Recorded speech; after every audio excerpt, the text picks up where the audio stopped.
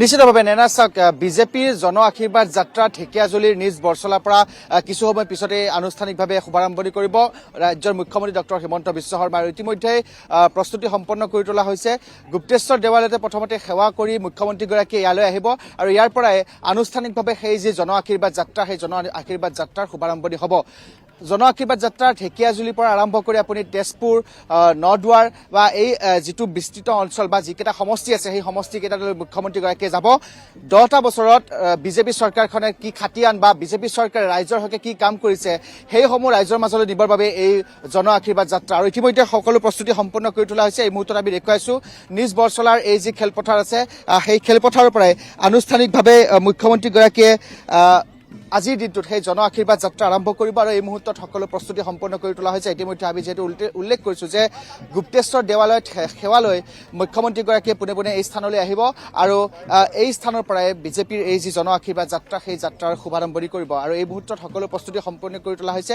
মুখ্যমন্ত্ৰীগৰাকীয়ে বতৰৰ ওপৰত লক্ষ্য ৰাখি যিহেতু হেলিকপ্টাৰৰ নিজৰ হেলিকপ্টাৰ এৰি বাহনেৰে এই স্থানলৈ আহিব গুৱাহাটীৰ পৰা, গতিকে কিছু সময় পিছত হয়তো মুখ্যমন্ত্ৰীগৰাকী আহি ইয়াত উপস্থিত হ'ব। তাৰপিছত গুপ্তেশ্বৰ দেৱালয়ত সেৱা লোৱাৰ পিছত 10 বছৰীয়া খতিয়ান লৈ এনেধৰণে ৰাইজৰ মাজলৈ যাব মুখ্যমন্ত্ৰী ডক্টৰ হিমন্ত বিশ্ব শৰ্মা। আৰু সকলো ধৰণৰ প্ৰস্তুতি ইয়াত সম্পন্ন কৰি তোলা হৈছে। ইতিমধ্যে আমি সেই সামগ্ৰিক পৰিৱেশটো দেখুৱাইছোঁ। এয়া হৈছে নিজ বৰচলাৰ পৰিৱেশ। এই মুহূৰ্তত আমাৰ সৈতে জুৰি শৰ্মা বৰদলৈ আছে। আমি তেখেতৰ সৈতে অকণমান কথা পাতিবলৈ চেষ্টা কৰিম। মুখ্যমন্ত্ৰীগৰাকীয়ে হেলিকপ্টাৰৰ পৰিৱৰ্তে পথেৰে আহিব, কিছু সময় পিছত আহি ইয়াত উপস্থিত হ'ব। গুপ্তেশ্বৰ দেৱালয়ত সেৱা লোৱাৰ পিছত ৰাইজক খতিয়ান দিবলৈ জন আশীৰ্বাদ যাত্ৰা আৰম্ভ হ'ব। কেনেধৰণৰ প্ৰস্তুতি, কিমান দূৰ আশাবাদী? আমি আজি ইয়াৰ পৰা ঢেকীয়াজুলিৰ পৰা আমাৰ মুখ্যমন্ত্ৰীগৰাকী আৰম্ভ কৰিব জন আশীৰ্বাদ যাত্ৰা। আৰু খুব সুন্দৰ এটা পৰিৱেশ হৈ আছে। আমি আজি 3-4 দিনৰ পৰা ইয়াতে দেখা পাই আছোঁ। ৰাইজৰ মাজত যথেষ্ট উৎসাহ। আৰু আজি দেৱালয় গুপ্তেশ্বৰ দেৱালয়ৰ পৰা তেখেতে আশীৰ্বাদ লৈ যাত্ৰা আৰম্ভ কৰিব। ৰাইজৰ মাজত এটা খুব উৎসাহ আছে। প্ৰায় 1 লাখতকৈ অধিক মানুহ আহি আমাক আশীৰ্বাদ দিব বুলি আমি আশাবাদী।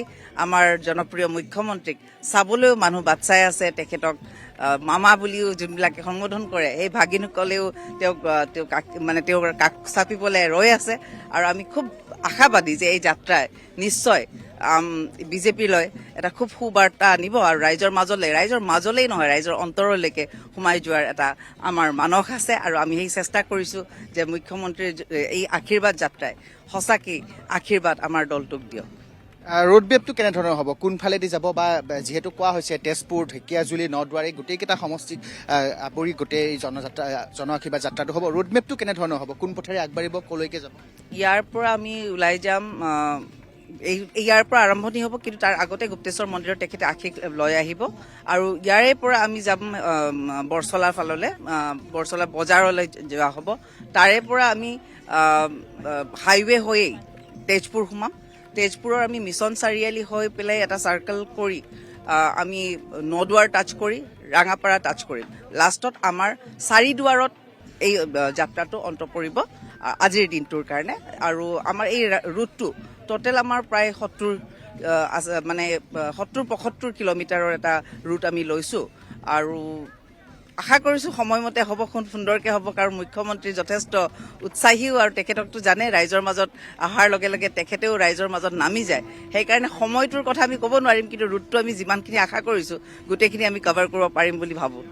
নিশ্চিতভাৱে এনেধৰণে আচলতে কিছু সময়ৰ পিছতে যেতিয়া মুখ্যমন্ত্ৰীগৰাকী ইয়াত উপস্থিত হ'ব তাৰপিছতে এই যি জন আশীৰ্বাদ যাত্ৰা সেয়া আৰম্ভ হ'ব।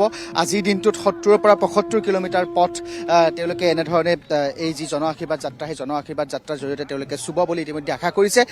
জাগিৰোড ইয়াৰ পিছত তাৰ পৰৱৰ্তী পৰ্যায়ত যিহেতু কিছুদিন প্ৰধানমন্ত্ৰীগৰাকীৰ আগমনক লৈ কিছুদিন এই কাৰ্যসূচী বিৰত থাকিব। তাৰপিছত আকৌ 16 আৰু 17 মাৰ্চত এই কাৰ্যসূচী আৰম্ভ হ'ব। গতিকে এনেধৰণে আজিৰ দিনটোৰ এই যি জন আশীৰ্বাদ যাত্ৰাৰ শুভাৰম্ভণি মুখ্যমন্ত্ৰীগৰাকীয়ে কৰিব। তাক লৈ ইতিমধ্যে নিজ বৰচলা খেলপথাৰত এনেধৰণে সকলো প্ৰস্তুতি প্ৰায় সম্পন্ন কৰি তোলা হৈছে।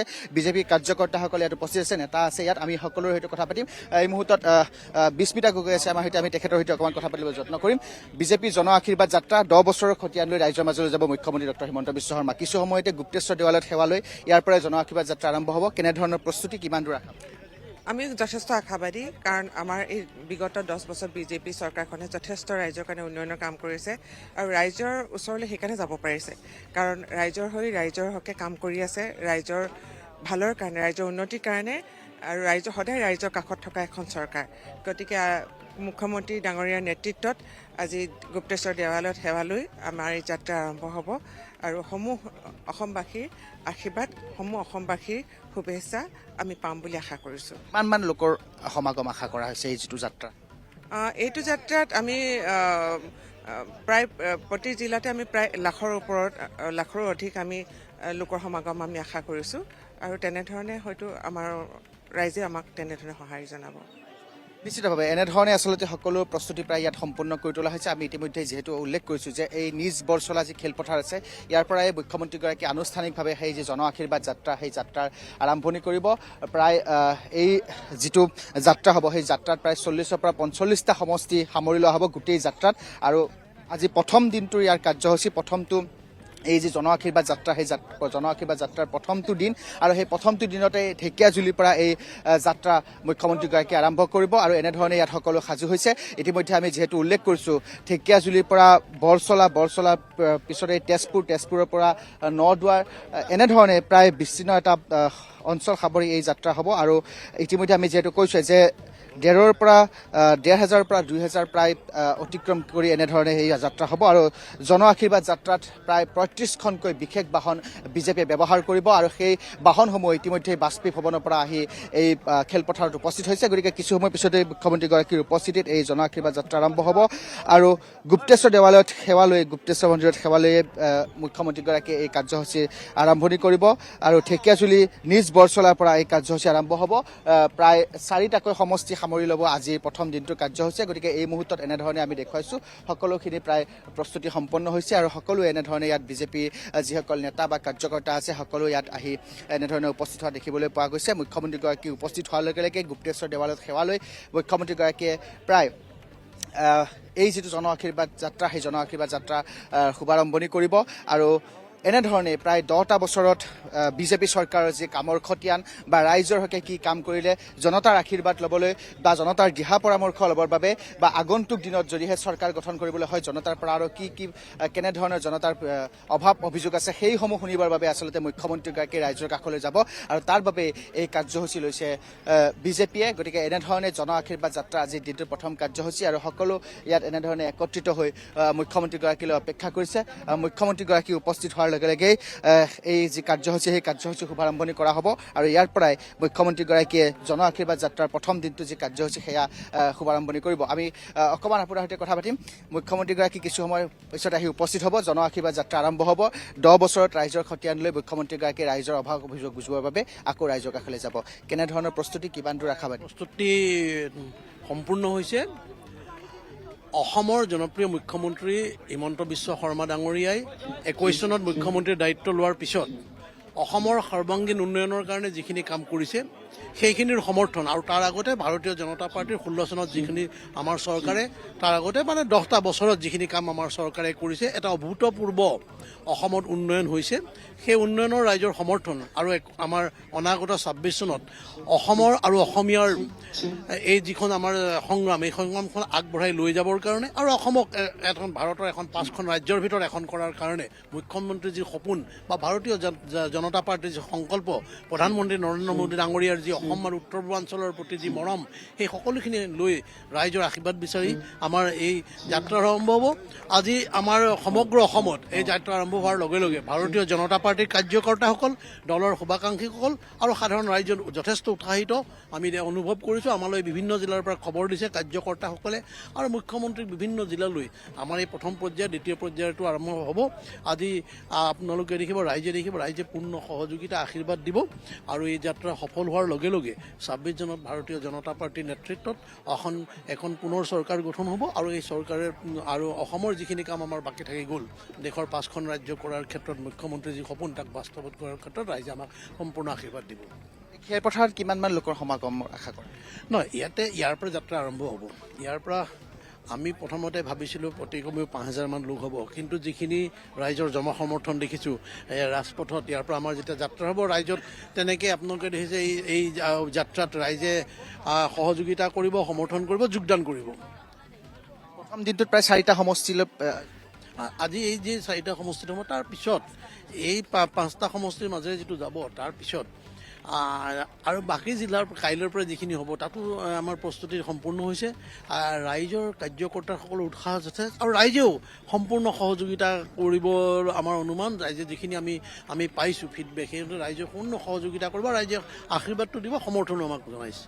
নিশ্চিতভাৱে এনেধৰণে আচলতে সেই প্ৰস্তুতি সম্পূৰ্ণ কৰা হৈছে। লোকবাদ্য ইয়াত সাজু কৰি তোলা হৈছে, সমান্তৰালকৈ নাম প্ৰসংগ ইয়াত কৰা হ'ব, কাৰণ জন আশীৰ্বাদ কাৰ্যসূচী মুখ্যমন্ত্ৰীগৰাকীয়ে যিহেতু অংশ ল'ব আৰু জনতাৰ অভাৱ অভিযোগ বুজিবৰ বাবে বা এই 10 বছৰত বিজেপি চৰকাৰখনে কেনেধৰণে কাম কৰিছে সেইসমূহ খতিয়ান দিবৰ বাবে ৰাইজৰ কাষলৈ যাব মুখ্যমন্ত্ৰী ডক্টৰ হিমন্ত বিশ্ব শৰ্মা। আৰু প্ৰথম দিনটো আজি কাৰ্যসূচী, প্ৰথম দিনটো এনেধৰণে এই ঢেকীয়াজুলিৰ নিজ বৰচলা খেলপথাৰৰ পৰা আৰম্ভণি হ'ব। সকলো ধৰণৰ প্ৰস্তুতি সম্পূৰ্ণ কৰা হৈছে। এই মুহূৰ্তত আমি দেখুৱাইছোঁ এনেধৰণে লোকবাদ্য ইয়াত সাজু কৰি তোলা হৈছে। সকলোখিনি প্ৰস্তুতি ইয়াত সম্পন্ন হৈছে। মুখ্যমন্ত্ৰীগৰাকীয়ে যেতিয়া গুপ্তেশ্বৰ দেৱালয়ত সেৱা লৈ এই স্থানলৈ আহিব, ইয়াত প্ৰায় 5,000 লোকৰ ইয়াত তেওঁলোকে সমাগম আশা কৰিছে আৰু তাৰ পৰাই এই স্থানৰ পৰা তেওঁলোকে পোনপ্ৰথমতে বৰচলা বজাৰলৈ তেওঁলোকে যাব আৰু বৰচলা বজাৰত মুখ্যমন্ত্ৰীগৰাকীয়ে কিছু সময়ৰ বাবে ৰাইজৰ সৈতে কথা পাতিব আৰু তাৰপিছত তেওঁলোকে বৰচলা হৈ আগবাঢ়িব তেজপুৰ মিছন চাৰিআলি, তাৰপিছত নদুৱাৰ। আৰু এনেধৰণে সেই যিটো ৰোডমেপ, সেই ৰোডমেপ প্ৰস্তুত কৰা হৈছে। মুখ্যমন্ত্ৰীগৰাকী উপস্থিত হোৱাৰ লগে লগে এই যি কাৰ্যসূচী জন আশীৰ্বাদ কাৰ্যসূচী সেয়া আৰম্ভ কৰা হ'ব। এই মুহূৰ্তত নাম প্ৰসংগৰ বাবেও সকলোখিনি সাজু হৈছে। আমি অকণমান তেওঁলোকৰ সৈতে কথা পাতিম। মুখ্যমন্ত্ৰীগৰাকী কিছু সময় পিছত আহিব। জন আশীৰ্বাদ কাৰ্যসূচী আপোনালোকেও ইয়াত অংশ লৈছে, কেনেকৈ লাগিছে? বহুত ভাল লাগিছে আৰু তেওঁ আহিব আজি 28 ফেব্ৰুৱাৰী আমাৰ বৰভগীয়া বৰচলা দক্ষিণ বৰচলা হাইস্কুল খেলপথাৰত তেওঁ আহিব। আমাৰ 3 দিন হৈছে তেওঁ কাৰ্যসূচী, এয়া আমি বহুত ভালকে আগ্ৰহেৰে কৰি আছো। আৰু তেওঁ আহিবৰ কাৰণে কালি ইমান ধুনীয়া বতৰ কৰিছে, বৰষুণ, গছ গছনি যিমানবিলাক লেতেৰা আছিল চব চাফা হৈছে আৰু গোটেই ধূলিময় আছিল। আজি তেওঁ আহিবৰ কাৰণে ভগৱানেও আমাক বৰষুণ দি গোটেই পবিত্ৰ কৰিছে। এইটো বহুত ভাল লাগিছে। কেনেধৰণৰ প্ৰস্তুতি আপোনালোকে কিমান দিন ধৰি? আমাৰ প্ৰস্তুতি আজিৰ লগত 3 দিন হৈছে। 3 দিন হৈছে আমি প্ৰস্তুতি চলাই আছো আৰু গোটেই কাৰ্যসূচী গোটেই মহিলা আইসকল আহি পেলাই আমাৰ ইয়াতে প্ৰাৰ্থনা উপস্থিত কৰি আছো। সদায় আশীৰ্বাদ কৰিবৰ কাৰণে সদায় প্ৰস্তুতি চলাই আছো, আমি ৰিহাৰ্চেল কৰি আছো। নিশ্চিতভাৱে এনেধৰণে আচলতে সকলো যি পবিত্ৰ দেৱবাদ্য এনেধৰণে সকলোখিনি সাজু কৰি তোলা হৈছে। আৰু আমি ইতিমধ্যে যিহেতু উল্লেখ কৰিছোঁ যে মুখ্যমন্ত্ৰীগৰাকীয়ে এই স্থানলৈ ইতিমধ্যে ৰাওনা হৈছে আৰু ইয়াৰ পৰা প্ৰথমতে মুখ্যমন্ত্ৰীগৰাকীয়ে গুপ্তেশ্বৰ দেৱালয়লৈ যাব, তাৰপিছতে এই খেলপথাৰৰ পৰাই এই জন আশীৰ্বাদ কাৰ্যসূচীৰ মুখ্যমন্ত্ৰীগৰাকীয়ে শুভাৰম্ভণি কৰিব। আৰু ইয়াৰ পিছত আজিৰ দিনটোত প্ৰথম যি কাৰ্যসূচী, এই কাৰ্যসূচী সামৰণি পৰাৰ পিছত ইয়াৰ পিছত দ্বিতীয় দিনত জাগিৰোড, তাৰপিছত গহপুৰ আৰু তাৰপিছত খন্তেক দিন দৌল উপলক্ষে বা প্ৰধানমন্ত্ৰীগৰাকী আগমনক লৈ কিছুদিন এই কাৰ্যসূচী বিৰত থাকিব আৰু তাৰপিছতে 16 আৰু 17 মাৰ্চত বৰাক উপত্যকালৈ পুনৰ যাব এই কাৰ্যসূচীলৈ মুখ্যমন্ত্ৰীগৰাকী। গতিকে এনেধৰণৰ সকলোখিনি প্ৰায় প্ৰস্তুতি সম্পন্ন হৈছে আৰু মুখ্যমন্ত্ৰীগৰাকীক আদৰিবৰ বাবে ঢেকীয়াজুলিৰ নিজ বৰচলাৰ বাকী ৰাইজ ইতিমধ্যে সাজু হৈ উঠিছে। আৰু ইতিমধ্যে আমি যিহেতু কৈছোঁৱে যে প্ৰায় 5টাকৈ সমষ্টি আজিৰ দিনটোত মুখ্যমন্ত্ৰীগৰাকীয়ে সামৰি ল'ব এই জন আশীৰ্বাদ কাৰ্যসূচীৰ জৰিয়তে। গতিকে ইয়াৰ পৰা নিজ বৰচলা খেলপথাৰৰ পৰা বৰচলা বজাৰলৈ গৈ জনতাৰ সৈতে কথা পাতিব আৰু কিছু স্থানত প্ৰায় 4 পৰা 5 কিলোমিটাৰৰ নিলগত এটা এনেধৰণৰ স্থান তাত ৰখা হৈছে, য'ত মুখ্যমন্ত্ৰীগৰাকীয়ে কিছু সময় তাত ৰ'ব আৰু তাৰপিছত ৰাইজৰ যিসমূহ অভাৱ অভিযোগ বা ৰাইজে কেনেধৰণৰ এই চৰকাৰখনক 10টা বছৰে কি পালে, ৰাইজৰ মাজত কি আঁচনি গ'ল, কেনেধৰণৰ অভাৱ অভিযোগ আৰু কিবা আছে নেকি আগন্তুক কাৰ্যকালত কৰিবৰ বাবে, এনেধৰণৰ যিসমূহ কথা বা এনেধৰণৰ যিসমূহ কাৰ্যসূচী সেইসমূহ লৈয়ে মুখ্যমন্ত্ৰীগৰাকীয়ে আজি ৰাইজৰ মাজলৈ যাব। আৰু নিজ বৰচলাত এনেধৰণে সকলোখিনি প্ৰায় প্ৰস্তুতি সম্পন্ন হৈছে। 5টাকৈ সমষ্টি প্ৰথম দিনৰ কাৰ্যসূচীত সামৰি ল'ব। প্ৰায় 40 পৰা 45টা সমষ্টি গোটেই এই যিটো কাৰ্যসূচী বা গোটেই যিটো এই জন আশীৰ্বাদ যাত্ৰাৰ প্ৰায় গোটেই যিটো কাৰ্যসূচী থাকিব তাত প্ৰায় 40টা পৰা 50টাকৈ সমষ্টি মুখ্যমন্ত্ৰীগৰাকীয়ে সামৰি ল'ব। গতিকে প্ৰথম দিনটো কাৰ্যসূচীৰ বাবে ইতিমধ্যে সকলো সাজু হৈছে। মুখ্যমন্ত্ৰীগৰাকী যেতিয়া ইয়াত আহি উপস্থিত হ'ব, আনুষ্ঠানিকভাৱে এই যি জন আশীৰ্বাদ যি কাৰ্যসূচী সেই কাৰ্যসূচী মুখ্যমন্ত্ৰীগৰাকীয়ে শুভাৰম্ভণি কৰিব নিজ বৰচলা খেলপথাৰৰ পৰা। আসাম টক্স আপোচবিহীন অসম কণ্ঠ।